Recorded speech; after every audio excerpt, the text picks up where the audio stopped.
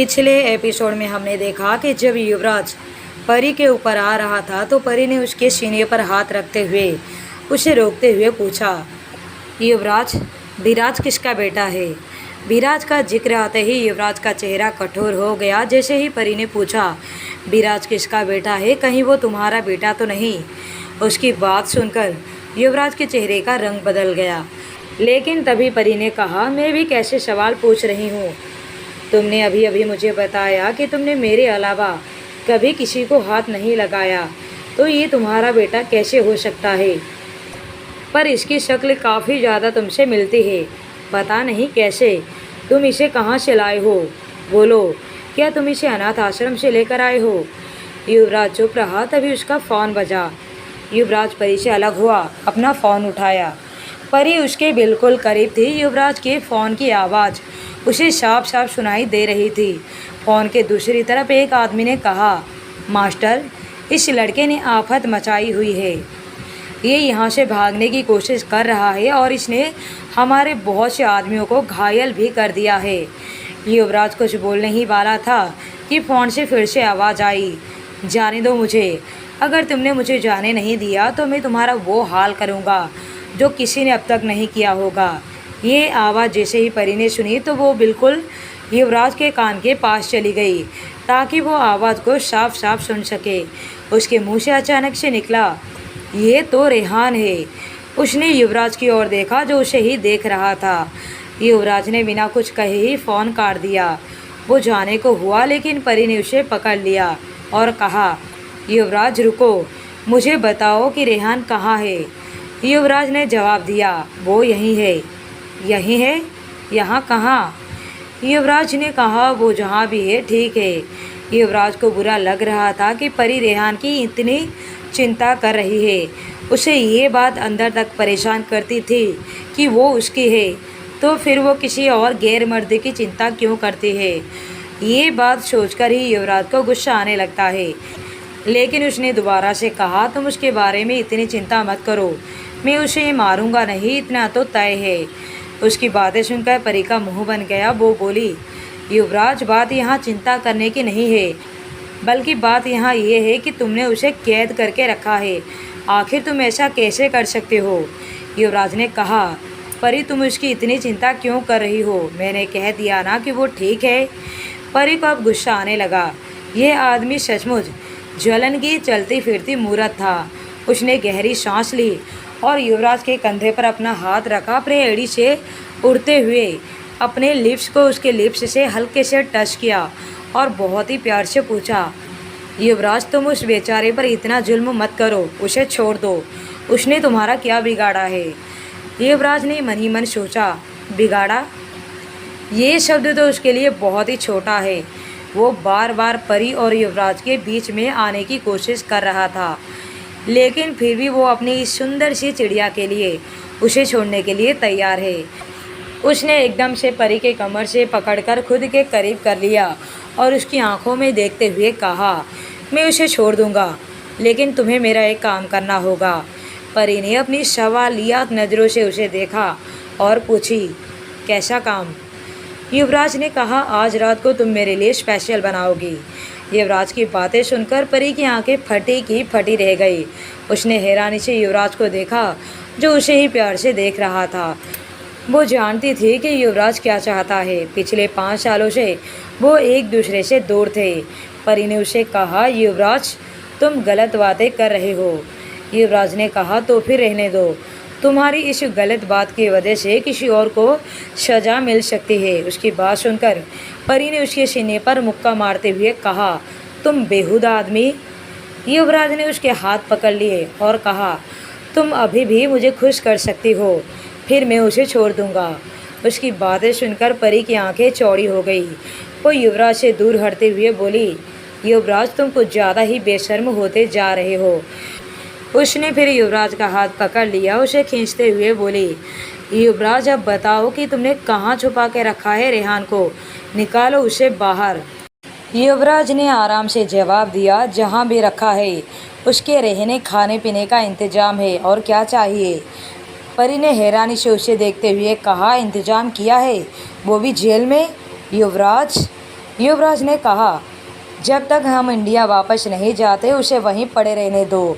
परी ने परेशान होते हुए कहा, नहीं युवराज, वो मेरा दोस्त है, तुम उसके साथ ऐसा कैसे कर सकते हो।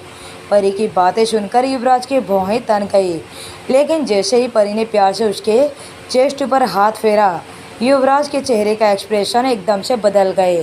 ठीक है, कहते हुए उसने वापस परी को बेड पर धकेल दिया और उसके ऊपर आने लगा तो परी ने उसके सीने पर हाथ रखते हुए उसे रोकते हुए कहा, युवराज, अभी तुमने मेरे सारे सवालों के जवाब नहीं दिए हैं, उठो यहाँ से। युवराज ने चिढ़ते हुए कहा, अब तुम्हें और क्या जानना है। परी ने कहा, तुमने मुझे अभी तक ये नहीं बताया कि तुम विराज को कहाँ से लाए हो और तुम्हारी और उसकी शक्ल इतनी मिलती कैसे है। बोलो युवराज, कहाँ से लाए हो। युवराज उठकर सीधा खड़ा हो गया, एक लंबी सांस छोड़ते हुए कहा, हॉस्पिटल से। परी को उसकी बातें समझ में नहीं आई। हॉस्पिटल से? हाँ, हॉस्पिटल से, युवराज ने अपना मुंह फेरते हुए कहा। तो परी भी खड़ी हो गई, उसके सामने जाकर उसकी आंखों में देखते हुए पूछी, किसका बच्चा है विराज। युवराज ने बड़े आराम से जवाब दिया, मेरा। लेकिन युवराज, तुमने मुझे अभी अभी कहा कि तुमने मेरे सिवाय कभी किसी को हाथ तक नहीं लगाया। झूठे इंसान। परी युवराज के सीने पर मुक्कों की बरसात कर दी। युवराज ने परी के दोनों हाथ को पकड़ते हुए कहा, हाँ, लेकिन तुम्हें तो हाथ लगाया है ना। परी के हाथ अब अचानक से रुक गए। क्या मतलब? तुम कहना क्या चाहते हो? क्या विराज? परी को अब थोड़ा बहुत अंदाज़ा हो तो गया था, लेकिन उसके लिए यकीन करना थोड़ा मुश्किल का काम था। युवराज ने कहा, हाँ, विराज हमारा ही बेटा है, उसे मैंने किसी अनाथ आश्रम से नहीं लाया। युवराज की बातें पूरी होने के साथ ही परी की आंखों में आंसू आ गए। क्या? विराज हमारा बेटा है? मेरा बेटा है वो। मेरा दिल हमेशा से कहता था कि वो मेरा ही बच्चा है, लेकिन ये हुआ कैसे? ये बात मुझे कैसे पता नहीं चली? बोलो युवराज, नहीं तो आज मैं तुम्हें छोड़ूंगी नहीं। युवराज ने एक लंबी सांस छोड़ी और कहा, जब तुम मुझे छोड़कर चली गई थी तब भी मैं तुम्हारी हर कदम की खबर रखता था, कहीं तुम्हें किसी चीज़ की कमी ना हो। जब हमारे बच्चे पैदा हुए थे, मुझे उसी दिन उसी पल खबर हो गई थी कि हमारे 3 बच्चे हुए हैं और मैंने उनमें से एक बच्चा वहीं से उठवा लिया, जिसकी खबर तुम्हें तो क्या, तुम्हारी माँ बाप को भी नहीं हुआ था। तुम तो वैसे भी होश में नहीं थी। जैसे जैसे युवराज की बातें पूरी होती जा रही थी, परी का गुस्सा 7वें आसमान पर पहुंच चुका था। लेकिन क्यों युवराज, क्यों किया तुमने ऐसा? युवराज ने बिना उसकी ओर देखे हुए कहा, क्योंकि प्लान मेरे दिमाग से पहले से ही फिट था। मैं नाना को उनका वारिस देकर उनका भरोसा जीतना चाहता था। धीरे धीरे उनका सब पावर उनके हाथ से लेकर उन्हें मैं उनके ही देश में सत्ताहीन, मजबूर और लाचार कर देना चाहता था। मार तो मैं उसे एक भी गोली से दे सकता था, लेकिन उसके ऐसी मौत से मुझे शांति नहीं मिलती। जिस पावर का इस्तेमाल करके उसने मेरे डैडी को मारा था, उसे मारने से पहले मैं उसकी उस पावर को छीन लेना चाहता था। अब वो तिल तिल कर मरेगा, उसे मारने की ज़रूरत नहीं पड़ेगी, वो खुद ब खुद घुट घुट कर मर जाएगा। युवराज अपने ही धुन में बोले जा रहा था। उसे नहीं पता था कि परी उस पर ऐसे अचानक से अटैक करने वाली है। परी ने उसके कॉलर से उसे पकड़ लिया, उसके पेट पर मुक्का मारती हुई बोली, घटिया आदमी, तुम्हारी वजह से मुझे मेरे बच्चों से दूर रहना पड़ा। वो तुम ही हो जिसकी वजह से किसी बच्चे को माँ का प्यार नहीं मिला तो किसी बच्चे को बाप का प्यार नहीं मिला। युवराज ने बिना किसी एक्सप्रेशन के कहा, तो हम एक काम और कर सकते हैं। परी एक पल के लिए हैरान हो गई। उसने उसे देखते हुए पूछा, क्या हम एक बच्चा और पैदा कर सकते हैं? उसे साथ में रहकर माँ बाप दोनों का प्यार देंगे। अब तो परी का मन खुद का सिर पीट लेने का कर रहा था। परी ने चिढ़ते हुए कहा, तुम्हें लगता है कि मैं तुम्हारे साथ फिर से एक बच्चा कर सकती हूँ? कभी नहीं। युवराज ने परी का हाथ पकड़ लिया। उसने उसकी आंखों में देखते हुए कहा, परी, अब हम इंडिया वापस जा रहे हैं, कल सुबह ही। हम हमारे बच्चे अब साथ में रहेंगे। अब हमारे बीच कोई शिकायत, कोई गिला शिकवा नहीं होगा, सिर्फ प्यार ही प्यार होगा। परी अपनी हाथ को युवराज के हाथ से छुड़ाने की कोशिश करने लगी, लेकिन युवराज ने उसका हाथ नहीं छोड़ा। परी ने मुंह फेरते हुए कहा, और वो सब तुम्हारे काले कारनामे, उनका क्या? वो सब कुछ मैं छोड़ रहा हूँ, सिर्फ तुम्हारे लिए। मेरा बदला यहीं पर पूरा होता है। नाना जी को सज़ा कानून देगा। उसके सारे गुनाहों के सबूत मैं रेहान को दे दूंगा। ये सारे सबूत इकट्ठा करने के लिए मुझे इतने दिन यहाँ रुकना पड़ा। साथ ही रेहान और तुम्हारा मिशन भी पूरा हो जाएगा, जिस वजह से तुम दोनों यहाँ आए हो। परी ने हैरानी से पूछा, मतलब ये कि इंडिया में तुम्हें जिन मृतकों के पास है आइलैंड का आई कार्ड मिला था, उन सब का लिंक भी नाना जी से ही है। उन्हें बस कानून को ही सौंप देना है। परी ने कभी एक्सपेक्ट नहीं किया था कि अपनी दुश्मनों को बड़ी ही बेरहमी से मार देने वाला इंसान आज कानून की बात कर रहा है। परी युवराज की बातें सुनकर बहुत ज़्यादा खुश थी। वो दोनों एक दूसरे के हाथ पकड़कर एक दूसरे के आंखों में खोए हुए थे कि तभी डोर नॉक होता है। युवराज के चेहरे का एक्सप्रेशन अचानक से बदल गए। कौन हो सकता है इस वक्त जो उनके खूबसूरत मोमेंट को इंटरफेयर करना चाहता है? परी जाकर दरवाज़ा खोलती है तो सामने विराज खड़ा था। विराज झट से अंदर आ गया। उसने परी का हाथ पकड़ लिया। मम्मा, मुझे आपकी बहुत याद आ रही थी। परी ने भी उसे झट से अपनी गोद में उठा लिया। बच्चे, तुम अभी तक सोए नहीं? विराज ने कहा। मम्मा, मुझे आपके पास ही सोना है। परी ने उसके गाल पर एक किस किया और उसे बेड पर लेकर चली गई। ये देखकर युवराज की भौहें तन गई। वो जानता था कि अब परी उसे ध्यान नहीं देने वाली है, पर वो इसमें कर भी क्या सकता था।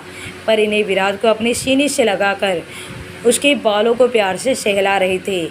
युवराज वहीं खड़ा परी का तब तक इंतज़ार करता रहा जब तक विराज नींद की आगोश में चला नहीं जाता है।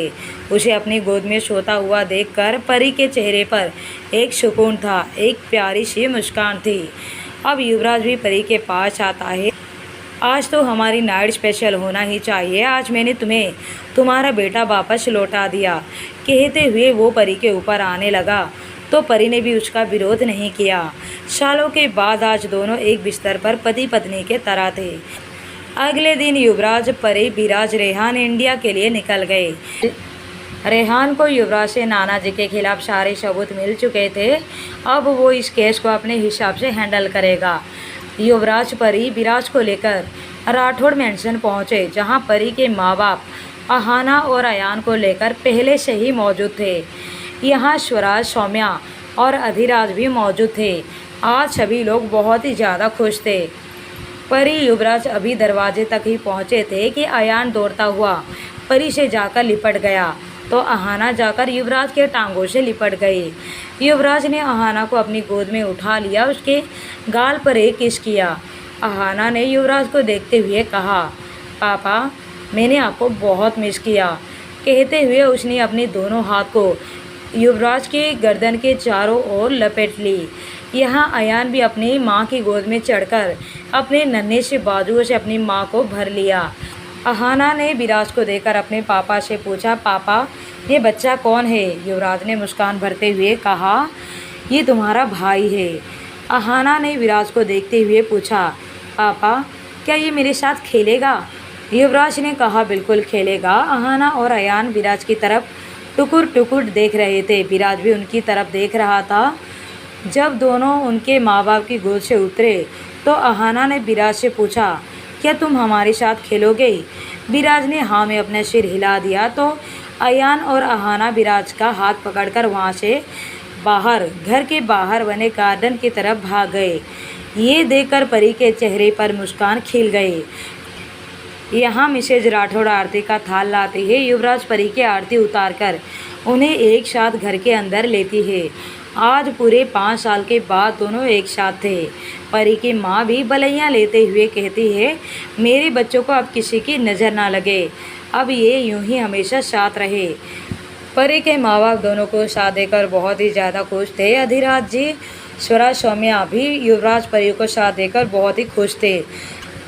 युवराज की माँ की आंखें एक पल के लिए युवराज के पिता को याद करते हुए आंसुओं से भीग जाते हैं, लेकिन अपने बेटे, बहू, पोता पोती, अपने पूरे परिवार को वहाँ एक साथ देकर वो अपना आंसू पोंछ देते हैं और उनके चेहरे पर मुस्कुराहट छा जाती है।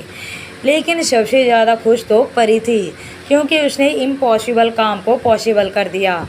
युवराज ने परी की खुशी के लिए, उसके साथ के लिए अपने सारे काले धंधे छोड़ दिया। इससे बड़ी खुशी की बात और क्या हो सकती है।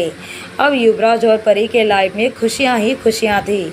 अब वो कभी एक दूसरे से अलग नहीं होंगे। तो यहीं पर हमारी कहानी की हैप्पी एंडिंग होती है। जिन लोगों ने इस पूरी कहानी को सुना है उन्हें ये कहानी कैसी लगी, साथ ही युवराज और परी की जोड़ी आपको कैसी लगी, कमेंट में बताएं। कहानी में आज तक बने रहने के लिए थैंक यू।